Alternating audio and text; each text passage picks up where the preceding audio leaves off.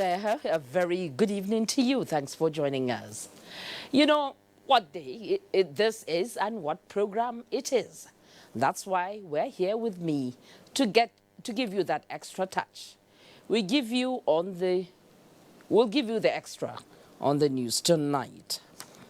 The Federal Executive Council moves to step up infrastructural development. The council also gives special attention to its media organizations. We'll tell you about that in a moment. Today, Budget 2019, economy and economy-related stories top the table. But we also have politics, development stories, and your usuals. I'm talking about business news, sports, and Thursday's weather prospects. Now, don't go away. Let's go through the bulletin together. I am Fatima Abbas Hassan, and this is News Extra.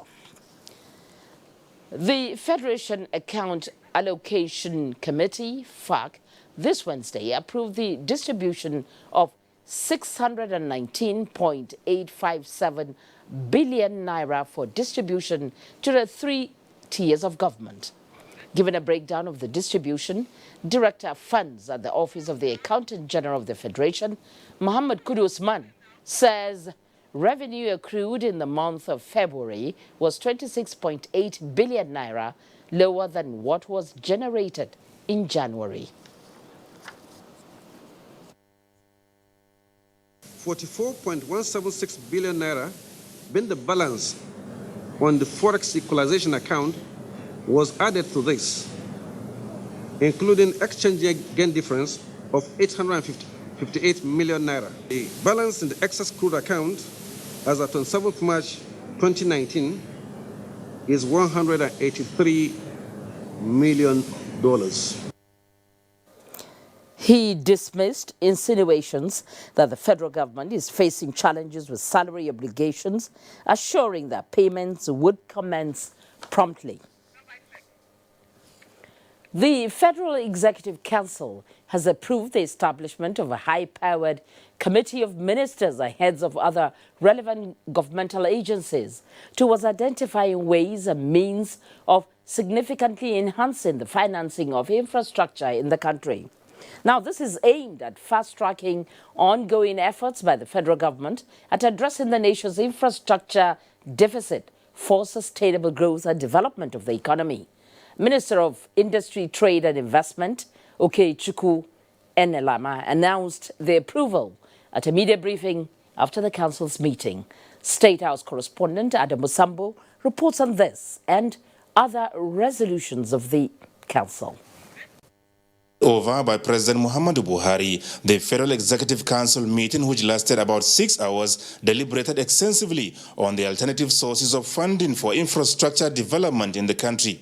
To this end, members approved a committee of ministers chaired by the Minister of Trade and Investment to work with the chief executive officers of relevant organs of government, including the Sovereign Investment Authority and the Infrastructure Concession Regulatory Commission, to come up with recommendations on how to significantly increase Nigeria's infrastructure financing. We would like to see infrastructure spending increase to the $10 to $20 billion range per year over the next 5 to 10 years, because we think that's the level of our needs. But obviously, government cannot do it alone. So we want to partner with other stakeholders to do it. The report of the committee is expected to be submitted to Council within 30 days as part of the concluding work of the Buhari administration's first tenure. The minister also secured the council's approval for the award of a 1.5 billion naira contract for the provision of services to over 4.6 million people under the Government Enterprise and Empowerment Program, GEP. The Government Enterprise and Empowerment Program is one of the federal government of Nigeria's social investment programs and is a major economic stimulant which has provided affordable credit to over 1.5 million Nigerians already. And like I said, the target is to reach 4.6 million people before this first phase will end.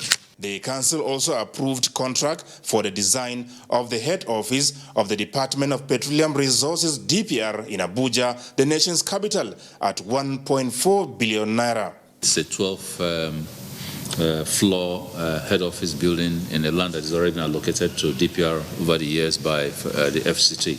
To begin a process of trying to relocate them to Abuja, which is essential for the ministry. But DPR, like you know, is the regulatory arm of the ministry. Also does supervision in terms of breaches and has been very, very instrumental in terms of income generation. The total projected potential cost of the magnificent edifice, the minister said, is about 35 billion naira. And when completed and put to use, DPR is expected to be self-independent and self-financially generating. From the State House, Adamu Sambu, NTA News.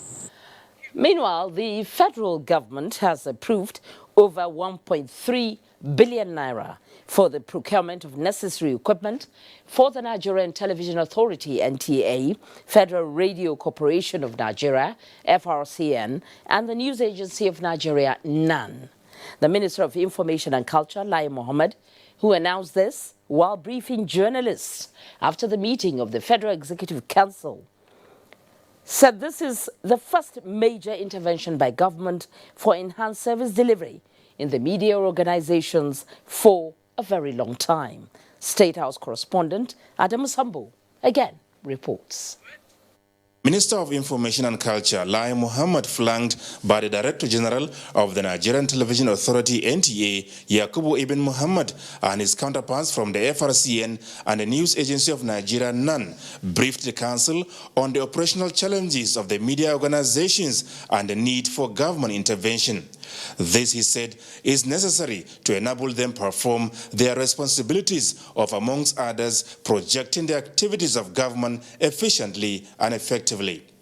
Consequently, the Council approved 283.8 million naira requested by the NTA for the procurement of new cameras, microphones, and TVU parks. It's significant to note that in the last 20 years, only twice has an attempt been made to upgrade the equipment of the NTA. The first being 1999 during the FIFA Under-20 World Cup, and the last 2009 when Nigeria hosted the FIFA Under-17 World Cup. Therefore, there's been need for quite a long time to upgrade equipment to perform its duty of safeguarding democracy, of disseminating news.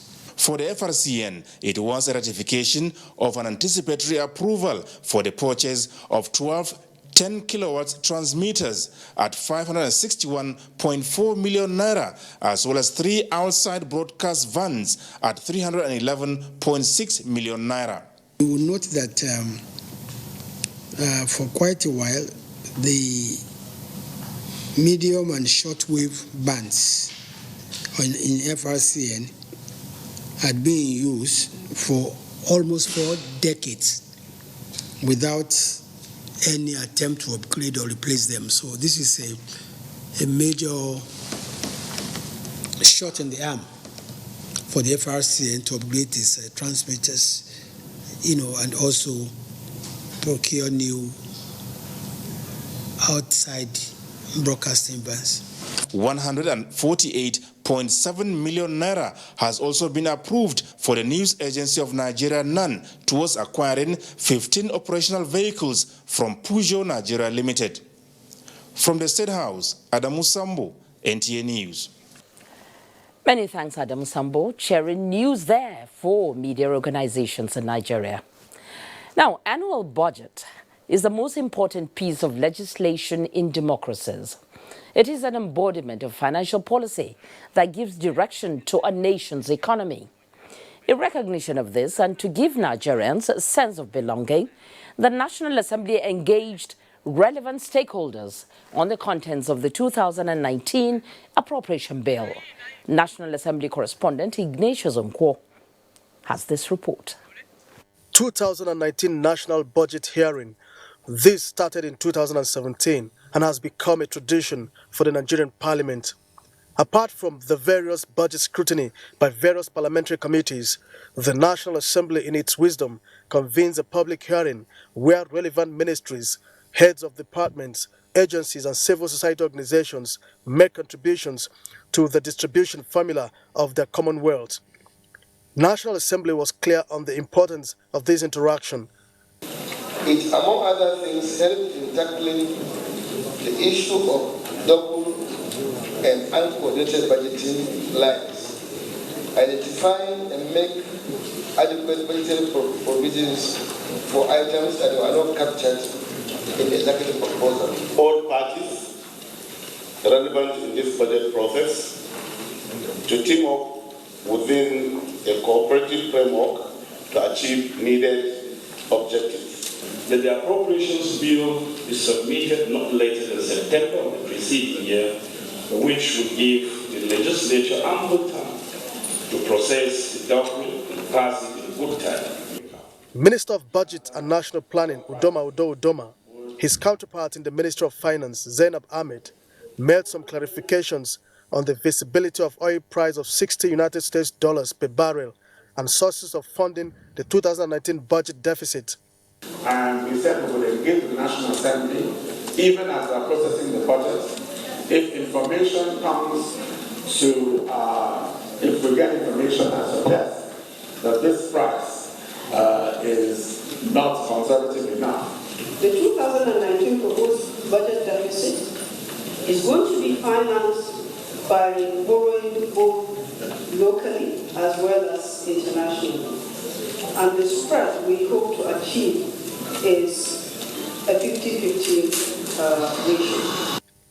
The Nigerian Labour Congress, Policy and Legal Advocacy Center, and other civil society organizations made observations on the 2019 budget, such as the inclusion of funds for the full payment of the new minimum wage and a critical look at service-wide votes in Nigeria's annual budget. Budget defense continued in committee rooms where the West African Examination Council, local and international, and the Joint Admission and Matriculation Examination Board, JAMB, defended their budgets before the Senate Committee on Basic and Secondary Education. To make it the best we can in this country, take it to a higher level. Meanwhile, the Chairman Senate Committee on Media and Publicity, Aliyu Sabi Abdullahi, briefed National Assembly correspondents, during which he assured Nigerians of a rancor-free election of presiding officers of the Ninth Senate. The capacity to be able to have that peace in the chamber to enable us have a bipartisan chamber where our colleagues in PDP will feel confident that there is a leadership that is trusted even by his own people.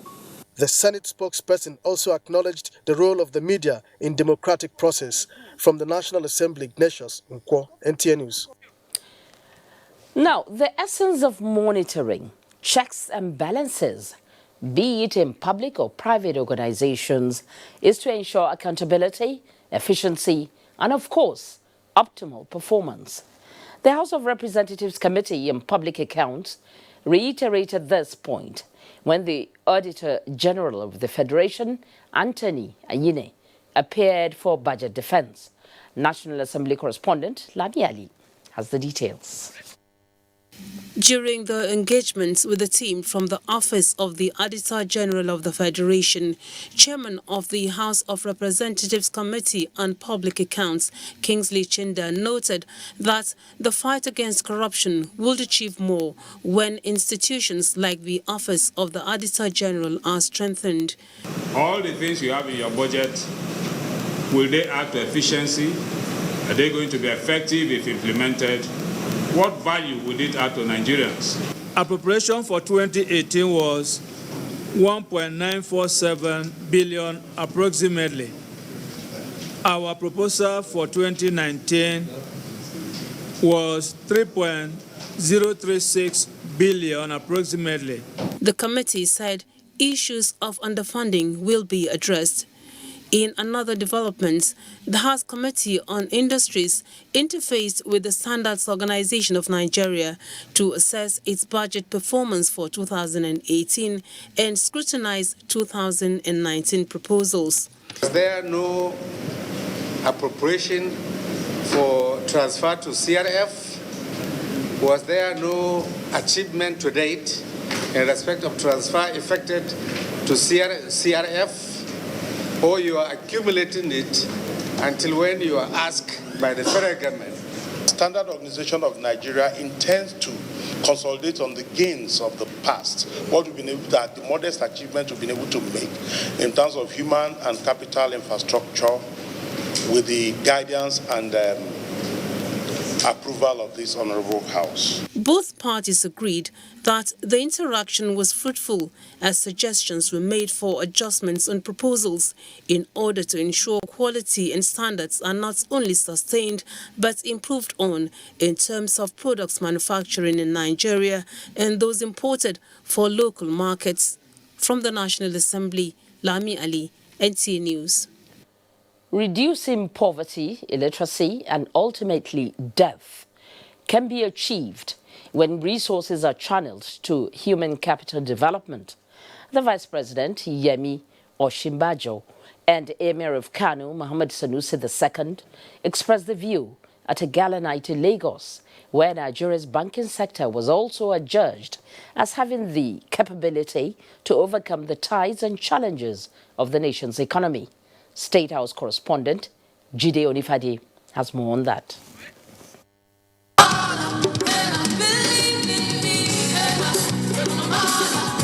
This is a gathering of movers and shakers of the Nigerian economy. They're made up of bankers, entrepreneurs, and policy makers. They are here to celebrate the 125 years of banking in the country. While they rejoice, there is the call to maintain standard and accommodate new vision. The status of being an icon comes with responsibility. You have nothing more to prove except that good values can be allowed to thrive and should adhere. Because your success all these years reinforced our belief in ourselves as a people and as a nation, that not only are we capable of building great institutions, we can nurture them for centuries. A thought-provoking speech by one-time governor of the Central Bank of Nigeria and Emir of Kano, Muhammadu Sanusi II, leaves all heads bowed and jaws drooped. The most important Nigerian is the Nigerian at the bottom of the pyramid.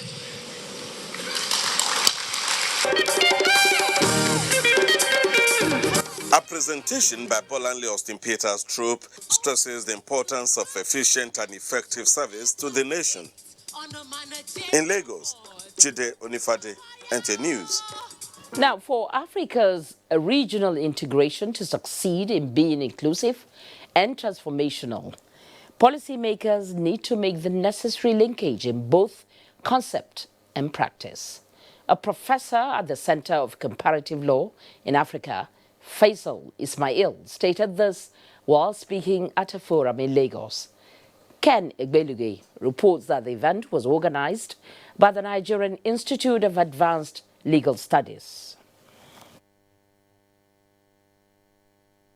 Regional integration and the process of globalization and free trade has become a major topic of political debate and controversy across the world. The exit of Britain from the European Union, the United States President Trump's American First trade policy are aimed at regional integration. African countries, on the other hand, must take advantage of the continent free trade agreement to reinforce and strengthen each other in trade. Professor Faisal Ismail admitted that there are concerns that some countries, particularly the smaller countries, are more vulnerable economies. He argued that the African Continental Free Trade Agreement has the potential to increase growth and stimulate industrial development. Develop an approach which will ensure that all the countries in Africa will benefit from this. Not only the larger economies like South Africa, where I come from, or Nigeria or Kenya, but also the smaller countries. As long as you are projecting to increase foreign exchange earnings, the way out there is to compete favorably with outside manufacturers. In advancing regional trade integration, African policymakers need to nurture small and medium-sized enterprises and manufacturing. Who can be stronger than Nigeria in trading services? We dominate the continent in almost every sphere. of human endeavor. So one of our biggest exports will be our people.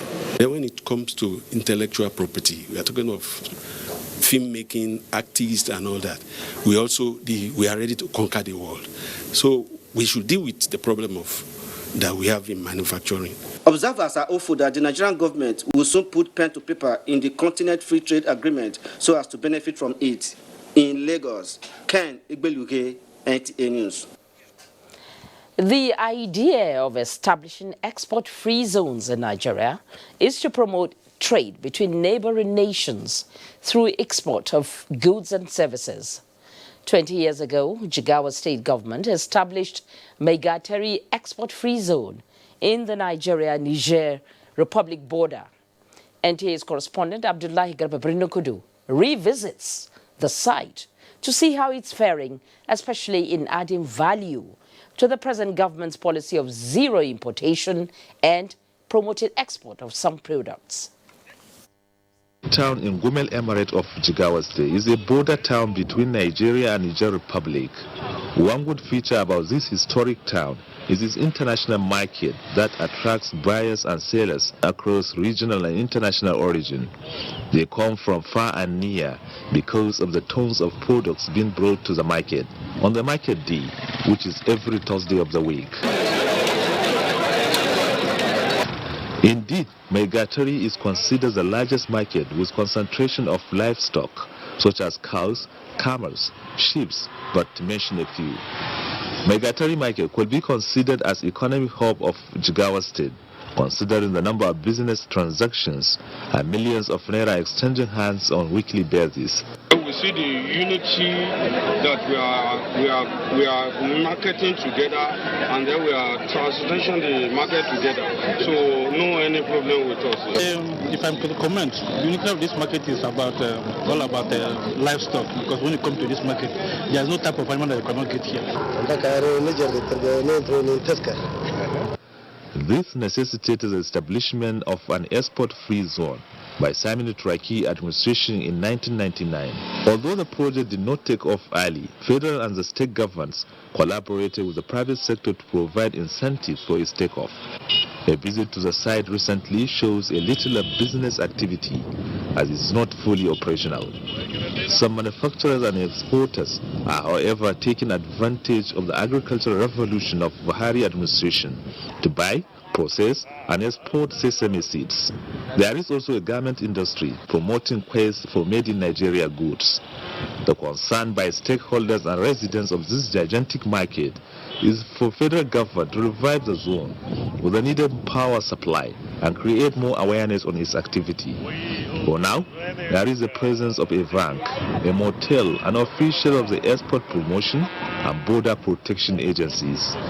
Economists believe this initiative, if promoted, will help Buhari administration's policy of stopping importation and promoting more exportation of Nigerian goods, taking advantage of this international market. In Megateri, Jigawa State, Abdullahi Garba NTA News. It's time now to go to our Lagos studio live to join Abolade Salami for business news. It's over to you, Abolade.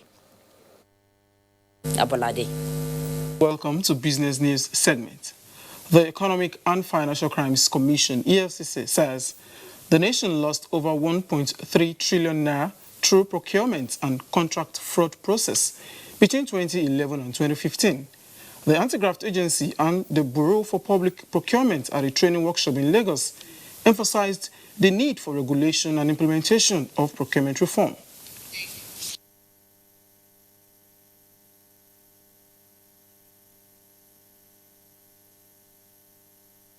Crime in Nigeria, followed by bribery and corruption at 33%, accounting fraud at 32%, while business misconduct stands at 31%. These disturbing figures bring to bear the zero tolerance of the federal government to all forms of corrupt practices. It's against this background that the Anti-Graft Agency and the Bureau for Public Procurement organized the procurement training for its officers on the need to acquire skills that result in transparent and efficient public procurement process. Take for instance, money stolen by just 32 people between 2011 and 2015 through procurement and contract fraud process was well over 1.3 trillion naira. The procurement reform has in no little measure achieved huge dividends in preventing corruption in Nigeria. Government, they say, will not hesitate to invoke the sanctions of the Public Procurement Act of 2007 against any public officer who contravenes any provision of the law. The rise in electronic payment service and improved technology in the financial sector have resulted in the review of Payment Service Vision 2020 by the Central Bank of Nigeria. Deputy Governor of Financial System Stability, Aisha Ahmed, said the value of electronic transaction in 2018 rose to 58.85 trillion naira. Nigeria's electronic payment system has continued to evolve with the introduction of new technologies. Data from the Nigerian Interbank Settlement System reveals that automated teller machines rose from 295 million in 2013 to 875 in 2018, while point of sale of transaction increased by 9 million in 2013 to 285 million in 2018. This improvement, CBN's Deputy Governor of Financial System Stability, Aisha Ahmed, says will spur the Apex Bank to review the PSV 2020 so as to provide a regulatory framework that supports innovation and promotes financial stability. And the goal is a payment system that is nationally utilized but internationally recognized. We want to promote efficiency, we want to support innovation, and we want to anticipate and manage the risk of these new technologies. We must move beyond fraud monitoring and compliance and look at this threat holistically. To sustain this achievement, the Deputy Governor Financial System Stability told industry operators to build capacity of their systems to handle significant volumes of e-transactions. Let's talk equities. Midweek trading closed in the red, depreciating by 0.67%. Here's today's trading. US equities market closed in the red, depreciating by 0.67%, with an all-share index of 30,829.45 basis points. Volume of shares traded finished at 131 million, valued at 1.43 billion naira, which exchanged hands in 2,786 deals. Market capitalization closed at 11.5 trillion naira. Okomu Oil, Cadbury and Zenith Bank were among the stocks that posted gains, while Seplat, Stanbic and Presco declined in figures. Most sectors closed midweek in the red territory, as NSE Banking, Consumer Goods, NSE Insurance and Oil and Gas declined by 0.98%, 0.39%, 1.32% and 0.84%, while NSE Industry closed in the green, appreciating by 0.03%. And that does it on business news. The news continues with Fatima in Abuja. Good evening. Many thanks, Abolade. Now, towards a rank-free executive-legislative relationship, governing APC picks candidate for Senate presidency. Find out the chosen one when we return. Please stay. We, the women's wing of the All Progressives Congress, APC, heartily congratulates the President, Muhammadu Buhari, his wife, Aisha Buhari, the Vice President, Professor Yemi Osinbajo, and his wife, Dolapo Osinbajo, the APC National Women Leader, Hajia Salamatu Beiwa, and all APC members on their victory at the recently concluded polls. APC Progress. This message is brought to you courtesy APC Deputy National Women Leader, Honorable Ihoma Onyebuchukwu. In furtherance of its efforts to restore the Abuja Master Plan, the Federal Capital Territory Administration wishes to notify the general public that all property and plot owners along all major arterial ways in the city are hereby requested to close illegal access gates, clear overgrown grasses, and redecorate their properties in line with extant rules and regulations in the FCT. Also, all property and plot owners along Ahmadu Bello Way are expected to comply with this order within 2 weeks, while those along other arterial ways must comply within 1 month from the date of this announcement or face appropriate sanctions. This announcement serves as final notice. Abuja Metropolitan Management Council for FCT Administration. Announcer. What is it that transforms the economies of the world? More than a nation's natural resources, it is about the quality of its people. The UAE has largely transitioned from an oil-driven economy into one that is knowledge-based. And by developing their human capital, others who have little or no natural resources have become global leaders in technology and innovation. We can also do the same. Combining modern skills with entrepreneurship development will give rise to enterprises which can increase the demand and capacity for skilled labor. Our mission at the Industrial Training Fund is to provide the knowledge and skills that can meet this demand, in recognition that this combination is the global currency of the 21st century economies. And so for us, this is what it's all about.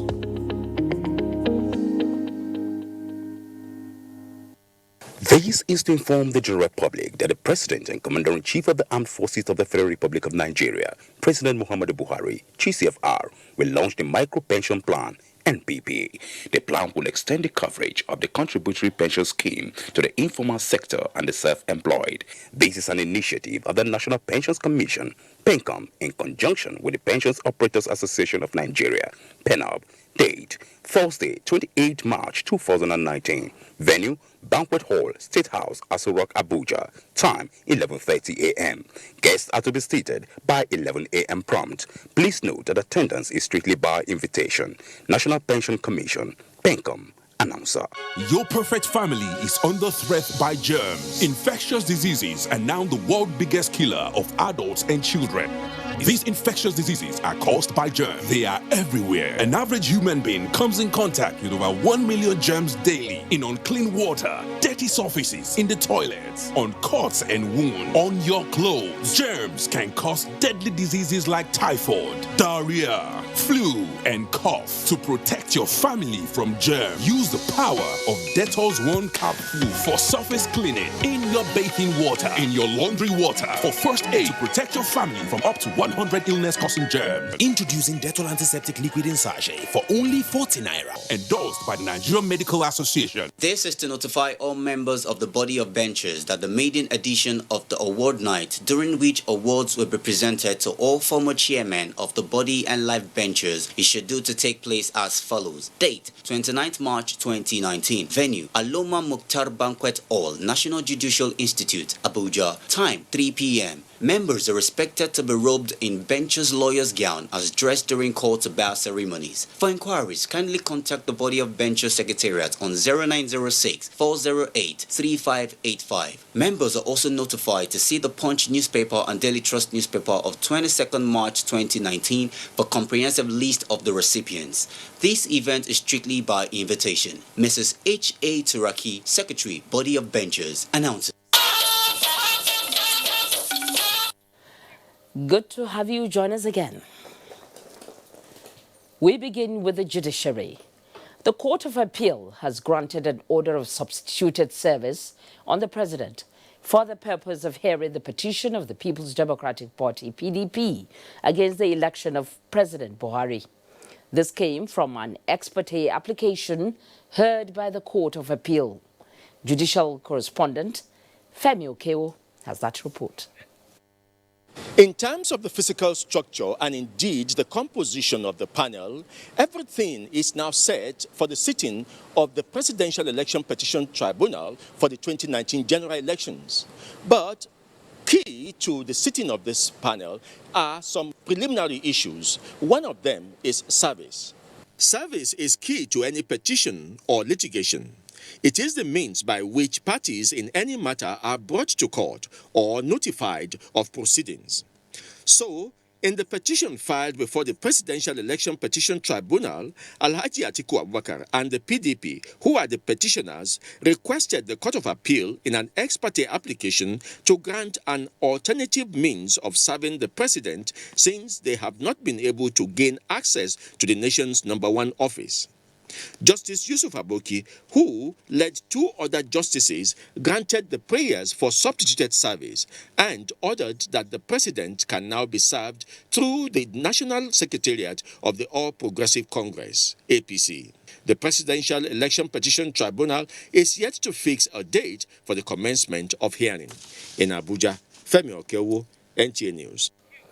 And going by the resolution of the All Progressives Congress, APC, the leadership tussle ahead of the inauguration of the 9th National Assembly, particularly on the Senate leadership within the party, has been laid to rest.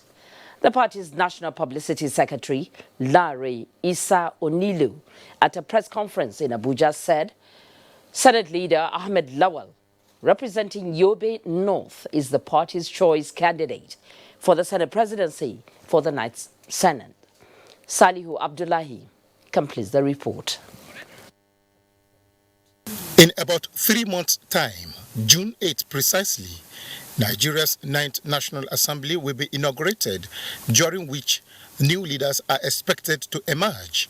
As it has been the practice in democratic system, especially where presidential system is operated, the political party with majority lawmakers lead the House.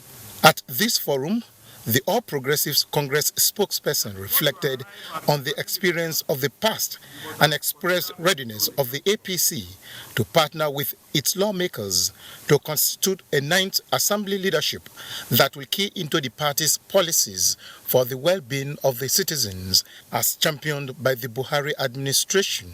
We had an interaction with the senators-elect, with the presidents, governors, and leaders of the party, and NWC members, where it was presented to the stakeholders that the ruling party has decided on who would be the next Senate president, according to what the democratic principles allow. And that person's name has been announced, and that is Senator Ahmed Lawal. And since that has come out, this party has not come out to contradict itself. So that has been dealt with. It's left for the party to cross the T's and dot the I's. Lanre Issa Onilu said the party is engaging stakeholders to ensure equitable zoning of principal officers in the 9th Assembly to all the geopolitical zones. In Abuja, Salihu Abdullahi, NTA News. Meanwhile, guests on NTA's flagship program, Good Morning Nigeria, have urged winners of the 2019 general elections to toe the line of President Muhammadu Buhari by adopting an all-inclusive system of governance, irrespective of political affiliation, creed or gender, towards enhancing good governance and development across the country. Abdusalam Jibril has the details. General elections dovetailed into supplementary elections which have been concluded except for 2 states. Guests on the program, while congratulating the winners, cautioned that the winner-take-all mentality is detrimental to Nigeria's political and economic development. Even if you didn't win election, you should be brought in. You should be brought in so that you can contribute your quota. It is possible that the person who lost election may even have a better agenda than the one that wins. Whoever got declared or that won should first think. His thinking mood now should be we, not I. Because this attitude of I, my, me, is not as impactful as when you have the mentality of we. Other guests noted that more still need to be done in terms of citizen participation and conduct of the political class in the electoral process. Politicians are becoming more desperate and devising new ways to circumvent free, fair, and credible elections. If you ask a sizable number of those elected, many of them today, I will not be wrong, more than 70-80% of those who go into election have never read the manifestos of their parties from cover to cover. They also called for continuous voter education, awareness, and mobilization to curb voter apathy and inducement as witnessed during the 2019 general elections. In Abuja, Abdusalam Jubril, NTA News. Now, for every societal problem and challenge, there is a solution around the corner waiting to be explored for the good of the community. So, the new trend of vote buying in our national politics will soon be in the dustbin of history. This is the submission of stakeholders at an interactive forum on the implementation of constituency projects holding in Abuja. Ahmed was there. Testimonies this time around not in the house of God, but by end beneficiaries of constituency projects spread across the country and backed by members of the National Assembly since the return of democracy in 1999. The project, which range from healthcare facilities to education, road and water project, among others, have immensely impacted on the lives of the populace. It is our hope that participants will share with us some thoughts on their various experiences in the implementation of the zonal intervention and constituency projects and programs. And I pray that as we continue with this program, we'll enlighten ourselves so that we'll deliver zonal intervention projects and constituency projects to the benefits of Nigeria in line with the next level agenda. But to drive the point home, experts at the forum are saying constituency projects are direct antidote to vote buying, as when such projects are efficiently executed by the politicians, it will serve as proof for their stewardship to their constituents. By the time the elected representatives actually ensure they deliver on their mandates on the zonal intervention projects, when they want to come for the next election, you don't need to buy any votes. So I would say it's a very veritable, a very credible program, and a program that is highly encouraged, and we wish to have more of it. Constituency project where Nigeria, especially those at the grassroots, are given a new lease of life through provision of projects that will touch their life, will go a long way to not only take Nigeria to the next level, but with the implementation and good monitoring by this office, there will be transparency, accountability, and quality work at the end of the day. Ahmed, NTA News. President Muhammadu Buhari has described Asiwaju Bola Ahmed Tinubu as one of the strong pillars of Nigeria's democracy, as he felicitates with the national leader of the All Progressives Congress, APC, on his 67th birthday.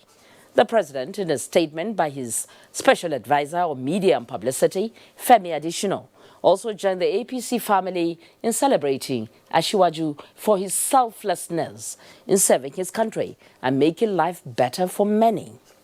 President Buhari affirmed that Asiwaju's uncompromising posture in the face of injustice and refusal to follow the path of least resistance for personal gains stand him out as the rare breed, especially with his track record of persistence, consistency, and effective leadership.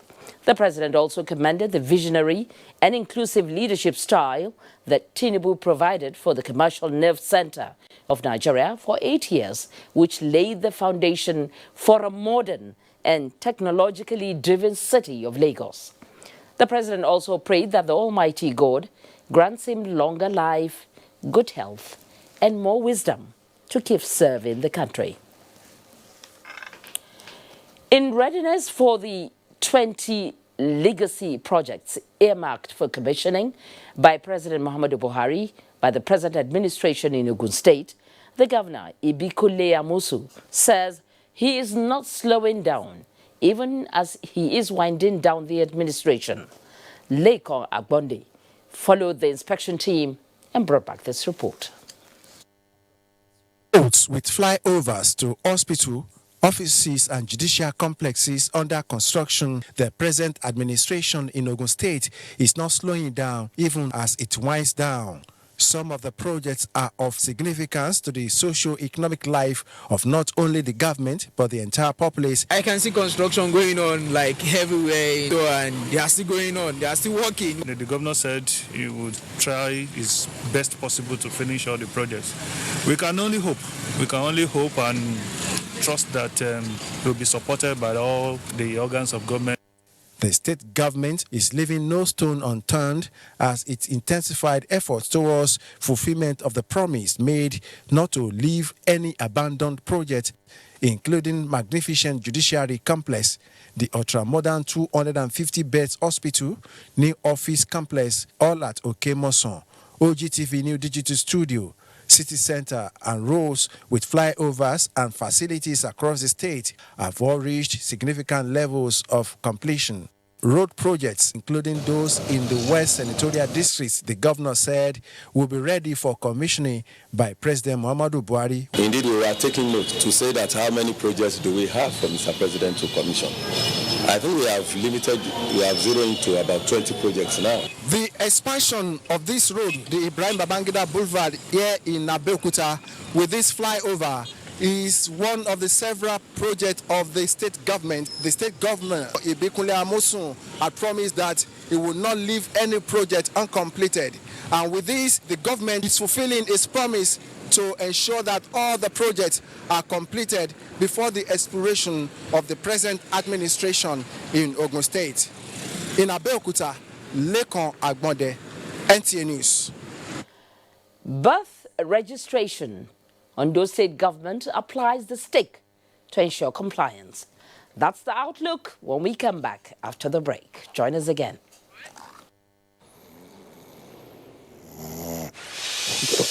Everybody dance now. What? Louder. We are the strongest. No challenge can stop us. Oh Lord, and we are the brightest. No darkness can blind us. We are the strongest. Malta Guinness is packed with B vitamins to fuel your greatness on the go. I thought leaving the country was the best decision for me and my future. I left for a better life. We were picked up by immigration officials and sent to a detention camp. I spent 8 months in the detention camp. There was no food, no water. I saw people being beaten like animals. Some women were raped. Some women were sold as slaves. I thought I would never see my loved ones again. I have made the biggest mistake of my life. I have wasted all my savings. I have to start all over again.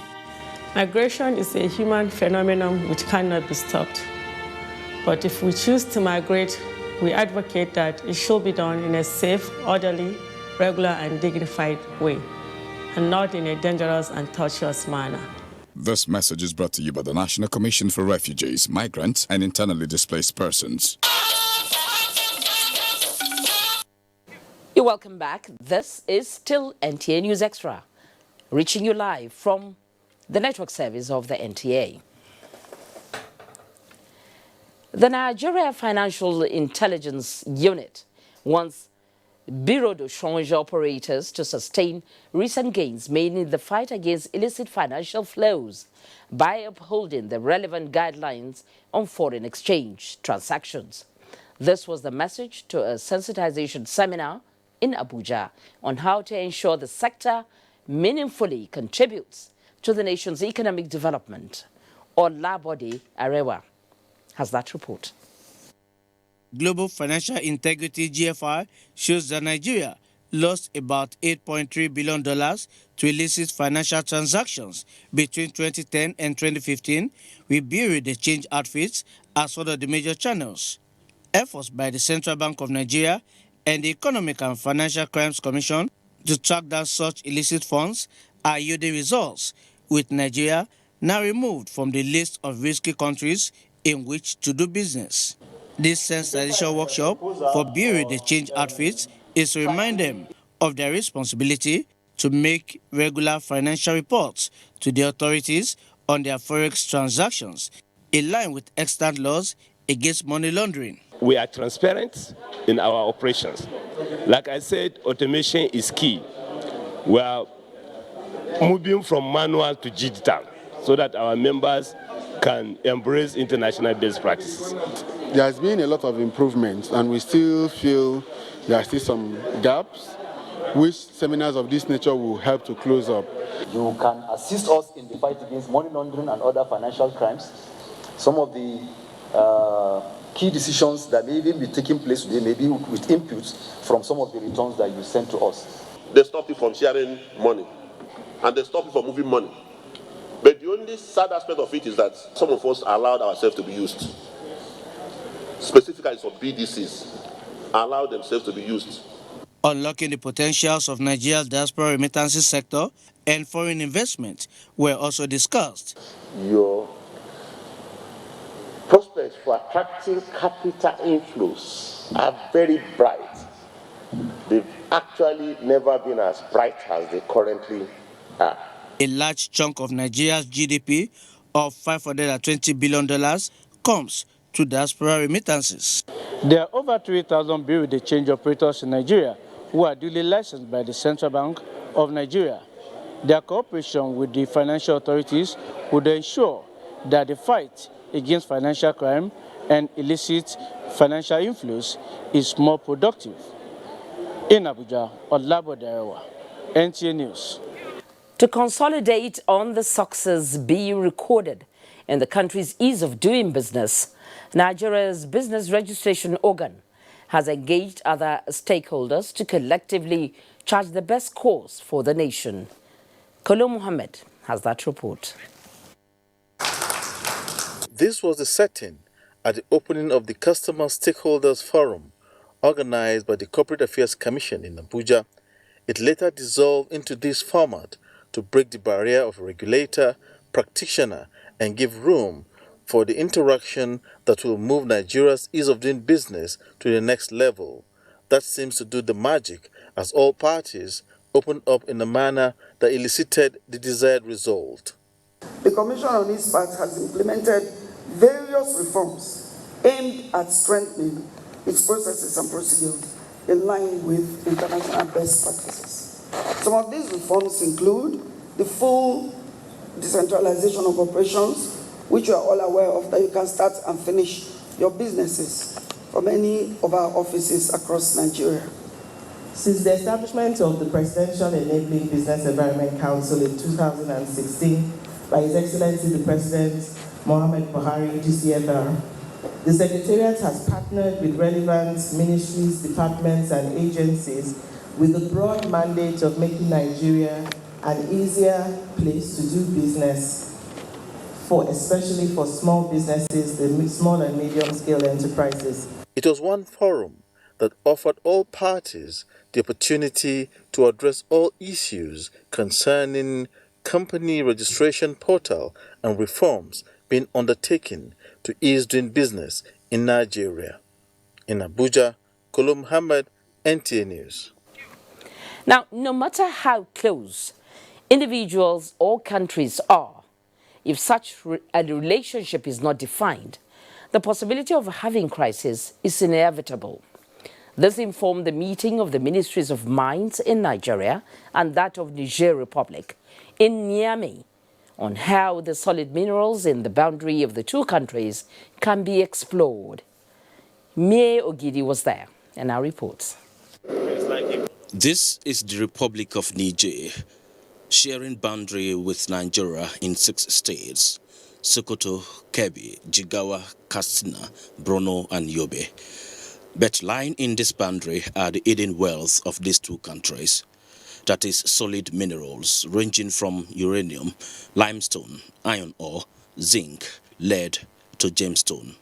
And these resources require a great deal of bilateral relations to avoid diplomatic row. So, Nigeria's Minister of Mines and Steel Development, Abubakar Buhari, and his team were in Niamey, the capital of the Republic of Niger, to perfect bilateral agreements on the exploration and exploitation of these resources. It was indeed a relationship solidified by the solid minerals, as the Niger Minister of Mines and Industry, Hassan Musa, offered the best reception to his Nigeria counterpart as they put their red pens to paper, and the content of the agreement was for Africa's economic prosperity. That in exploiting our mineral potentials, we do so in a manner that will guarantee peace, prosperity, and stability for the region. The critical areas of cooperation, the MOU, include exchange of information on the mining policies of the two countries, exchange of experts and skills while building human resources capacity in the mining sector. We will coordinate bilateral relationship in the fields of geology, exploration, mining, metallurgy, mining of mineral processing, beneficiation, and mineral economics. After that agreement, a joint technical committee has already begun work on the realization of the terms of reference. For the Prime Minister of the Republic of Niger, Briggy Rafini, the continuous cooperation between Nigeria and Niger reflects the Pan-African spirit, and more of such sincere friendship is needed in the continent of Africa, as envisaged by its founding fathers. Mie Ogidi, NTA News. The House Committee on Environment and Habitat has ordered the distribution of the over 800,000 abandoned gas and kerosene stoves procured by the Ministry of Environment as alternative cooking energy to firewood.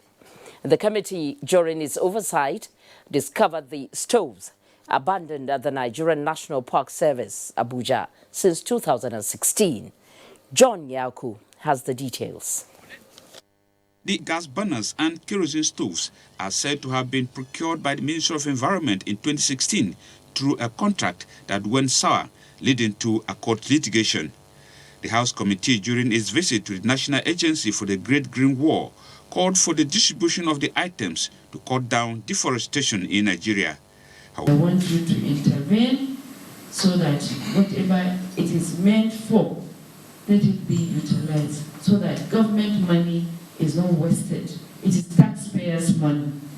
However, the former permanent secretary in the Ministry of Environment, now Director General, National Agency for the Great Green Wall, Dr. Bukar Hassan, said, until the case between the ministry and the contractor is resolved, the items cannot be distributed.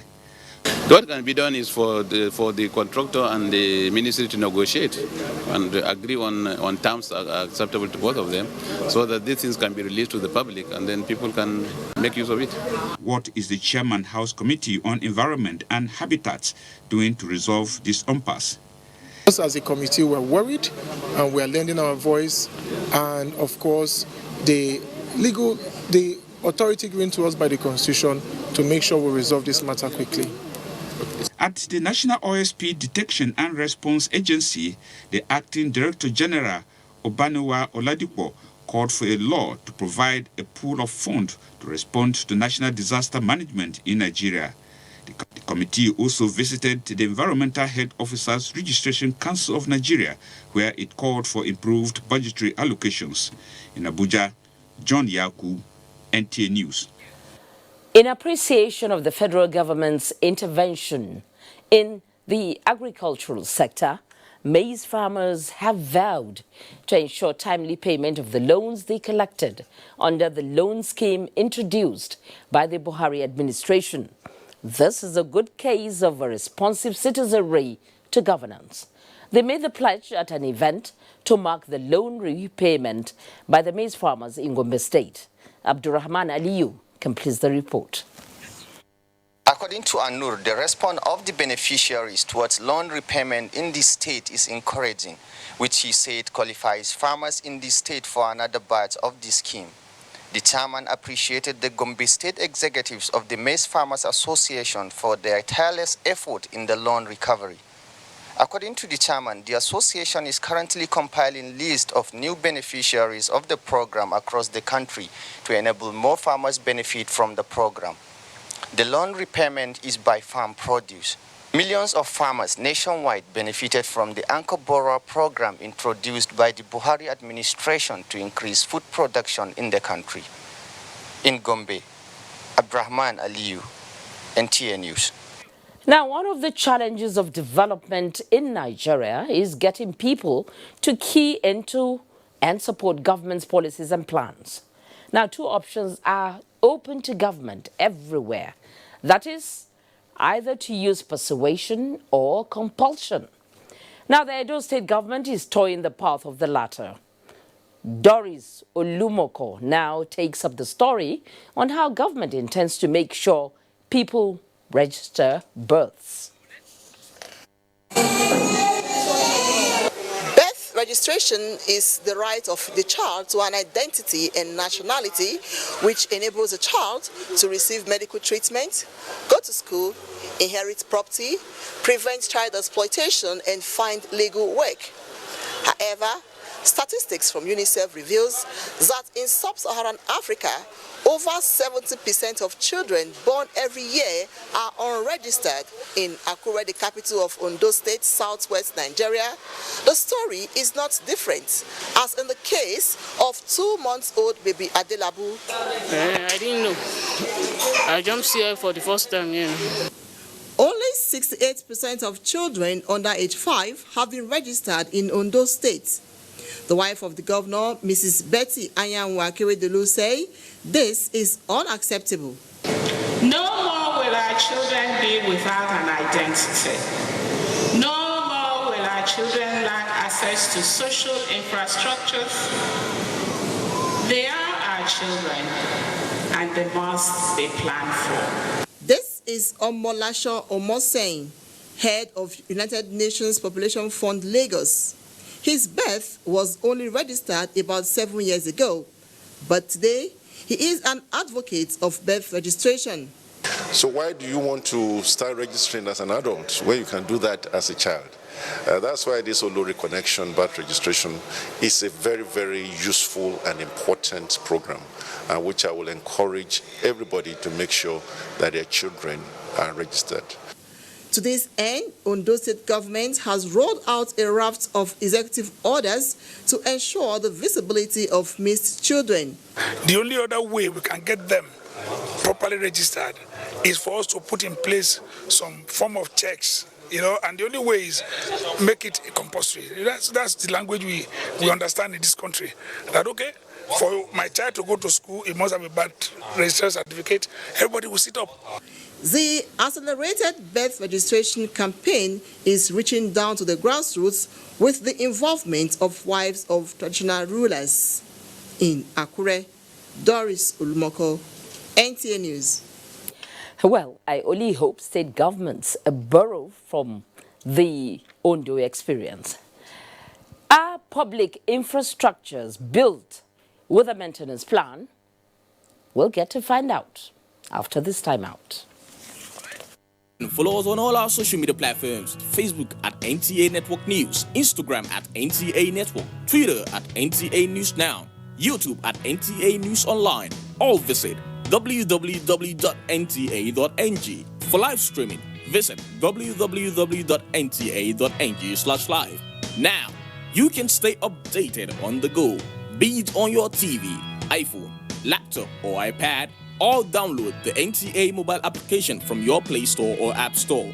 NTA, you can beat the rich. These days, people get their news and information from more media sources than ever before. Some of the news and information given are fake, unverified, doctored, and manufactured to create confusion, stir disaffection, and cause disunity.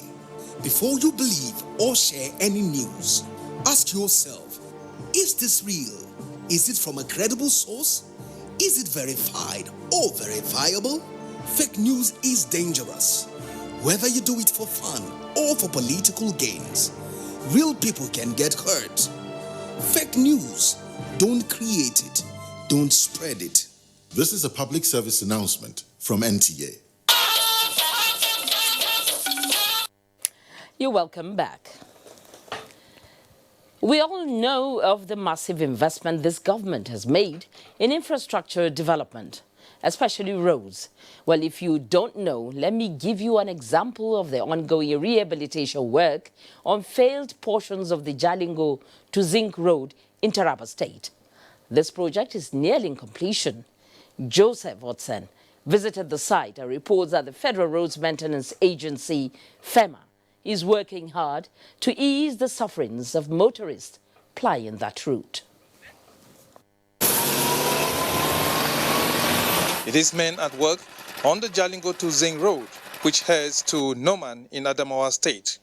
For years, the road has been in a deplorable condition, with motorists facing difficulties while plying the route. However, the road users can now breathe a sigh of relief following ongoing maintenance work being carried out by the Federal Roads Maintenance Agency, FEMA. Once they are able to make the road even manageable like this, we are going to be happy. The road was too bad by then, but for now, we are very, very grateful. We carry water now, we come here, the place no good. You are just now to make place good. We thank God with that. That is why everybody is happy. FEMA says 8 kilometers failed portions from Apawa Junction in Jalingo to Zing has been earmarked for repairs within a period of 6 months. The agency is expecting that the contract would be completed before the stipulated period, considering 40% of the work has been executed. Contractor just resumed site about 2 weeks ago. And you can see that with the pace of work and the speed of work, definitely within a very short period of time, he's going to accomplish the scope of work 100%. For many of the motorists, the rehabilitation work is commendable, but they want the work to be extended down to Noman Road in Adamawa State, where large portions are in a sorry state. In Jalingo, Joseph Sound Otsen, NTA News. Now, the 5-man committee of experts recently inaugurated by the Lagos State government to look into the Itafaji building collapse has held a one-day public hearing on collapsed building at Bagauda Kaltho Press Center in Alausa. Nosa Oswola has the details. The recent spate of collapsed buildings in Lagos State has become a source for concern amongst residents and the government alike. Chairman of the committee, Wasiu Olokunola, said the purpose of the gathering is to rub minds and prevent future occurrence of building collapse in Lagos, especially on Lagos Island. Is to get first-hand information from all the professionals in the building sector. And we are happy that they all presented a memorandum with recommendation and pieces of advice. Some professionals in the build sector comment. The government needs to ensure that the right professionals are put into practice. We have looked at the really main solution is like 3 M's. And then if we make sure that our materials are standard materials, they are materials that have been specified to have QCQA, quality control and quality assurance during even the procedures, it will solve a lot of problems. The public hearing was attended by professionals in the build sector, including members of Institutes of Town Planners, Institutes of Builders, Architects, Engineers, Standards Organization of Nigeria, Institute of Estate Surveyors, Lagos Emergency Management Agency, and other Lagos State government agencies. In Lagos, Nosa Osula, NTA News. Now, in most parts of the world, provision of public infrastructure comes with a maintenance plan. This not only enables the infrastructure to serve optimally, but also to last longer. Can this be said of Nigeria, where public infrastructure is treated as belonging to no one? Well, in this next report, Victor Azu examines the lack of maintenance culture and its cost to the nation. It's part of what remains of the 76 billion naira CCTV project. The solar panels and the cameras. This project typifies Nigeria's maintenance culture, or perhaps a lack of it. The closed-circuit cameras were part of the National Public Security Communications System (NPSCS) contract awarded in 2010 to a Chinese company, ZTE Corporation, at $470 million. It was meant to enhance security in the FCT. The CCTV cameras never worked, let alone detect any crime. not even that of vandalizing its very own components. Over the years, vandals have had a field day stealing public property that would have assisted in making life better for Nigerians. Where such facilities survive vandals, they are not properly maintained.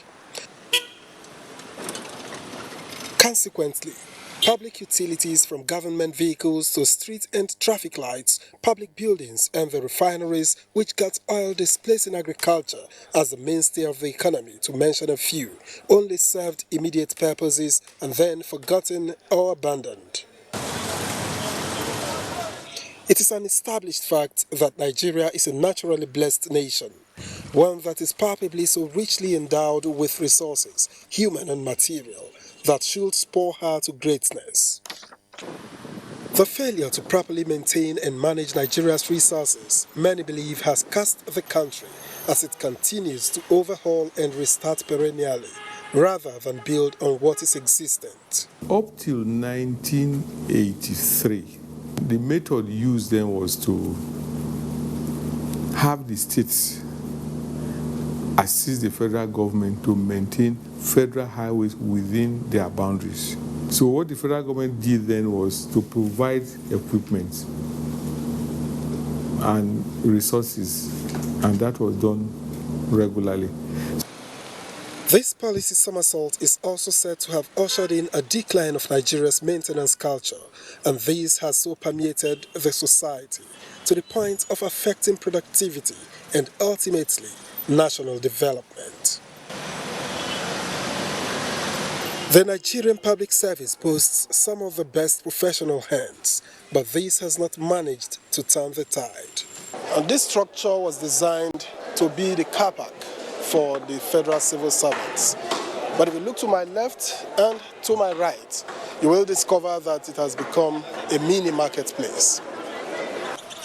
If this project will ever be completed, the cost would have multiplied when compared to the original budget. It is, however, not the situation with the Nigerian private sector, which seems to be succeeding where the public sector has failed. Jude Ashang is a facility management practitioner and consultant. All you need to do is essentially set up what we call a planned preventive maintenance program. So you have those things that occur from time to time, routine maintenance activities, and based on your program, you have a plan and a schedule to address these items as at when due. What could have been the impact of the CCTV on security in the FCT if the right policy and a good culture of maintenance were in place? You cannot maintain an infrastructure if there was no plan before even the construction and the provision of the infrastructure. If we own the facility, we take it seriously, to maintain it seriously. And then the general public should also understand that they should also help in the manner of its maintenance. The citizens whose lives public infrastructure are supposed to improve also have their say on the situation. The citizens' first role is to see that whatever facility that the government has put in place is supposed to be taken care of. We need to look after this property as our own. Now, as smooth and clean as this road looks, it could easily become a shadow of itself with a lack of proper maintenance. And experts insist that this is not because there are no policies, but because of a lack of adherence to policies. In Abuja, Victor Azu, NTA News.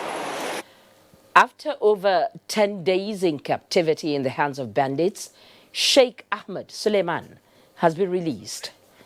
Briefing the media, the commander 13 Brigade, Katsina Brigadier General Lukman Omoni, says they were able to rescue the Sheikh following intelligence and a joint security operation. He said complying with the directives of the Chief of Army Staff, Lieutenant General Tukur Yusuf Buratai, the Sheikh and other captives were given a medical checkup and were ascertained to be in good health. Later, Sheikh Ahmed and The other captives were handed over to the Emir of Katsina, Alhaji Abdul Mumin Kabir Usman, who was represented by the Kauran Katsina, Alhaji Nuhu Abdul Qadir. After the presentation, the clerics were escorted to Kano by a joint security team. In view of its role in security monitoring and surveillance, the Cross River State government has called on the Nigerian Air Force to intensify air operations to put in check security situations across the country. Governor Ben Ayade, who made the call, said intensified air surveillance has become necessary to check outbreak of violence as witnessed between Cross River State and its neighboring communities. Uduaketim has that report. There is a reported crisis recently between Ukele axis of Yala local government area and Izi in Ebonyi state, which led to loss of lives and destruction of houses, and this has brought untold hardship to the people of the affected communities. In order to restore peace, Governor Ben Ayade called on the Nigerian Air Force during its visit to the government house Calabar to join hands with the state government and security agencies to checkmate the security threat in the area. A real practical protection from the air cover that is expected. How can we improve our relationship? They used to have a chopper base in Calabar. Can we return to those good days? Before now, I had made an offer that I was willing to provide all the necessary logistic support for you to have a small Air Force base, as it were, here. The Nigerian Air Force listed some of the critical assets of the force to the development of Cross River State and assured to intensify air operations for the needed protection. The Air Force is always willing to assist. The issues you have raised in those communities mentioned, I will bring it up to the Air Force headquarters, and maybe we'll get the surveillance airplane to come and overfly the area and see what exactly the situation on the ground. In Calabar, Uduak Etam, NTA News. We'll take a short break now. We'll be back in just a moment. Stay with us. Family of Adachi Agbo regret to announce the funeral ceremony of late Mrs. Alice Enyamu Adachi, aged 74 years. Funeral arrangements. Thursday, 28 March 2019. Wake up at Gabriel Agada Adachi's compound, Unyi Ogogo. Friday, 29th March. Funeral Mass at St. John Catholic Church, Unyi Ogogo, by 10 a.m. Sunday, 31st March. Thanksgiving Mass at St. John the Apostle, Afante Territory. Sir Adachi Gabriel Agada, announcer. This is News Extra. You're welcome back. And now for a bit on foreign sin. Mozambique confirms first cholera case in the wake of cyclone